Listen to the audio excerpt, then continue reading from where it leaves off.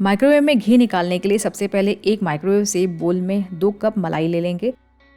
इसे हम 100 पावर पर 10 मिनट्स के लिए माइक्रोवेव कर लेंगे। मलाई ज्यादा हो तो टाइम को इंक्रीज भी कर सकते हैं। यहाँ पर बोल अगर बड़ा लेंगे तो स्प्लिट कम या बिल्कुल नहीं होगा। मैं यहाँ अलग अलग स्टेजेस आपको दिखा रही हूँ ताकि आप समझ पाएं। और ये देखिए घर का प्योर घी बन करके रेडी है। गैस पर जब भी हम घी निकालते हैं तो बहुत ज्यादा या तो बर्तन हमारा जल जाता है और बहुत टाइम लगता है, लेकिन माइक्रोवेव में केवल 10 मिनट्स के अंदर ही घी निकल करके रेडी हो जाता है। तो आई होप आपको वीडियो पसंद आया होगा। Thanks for watching. Good bye.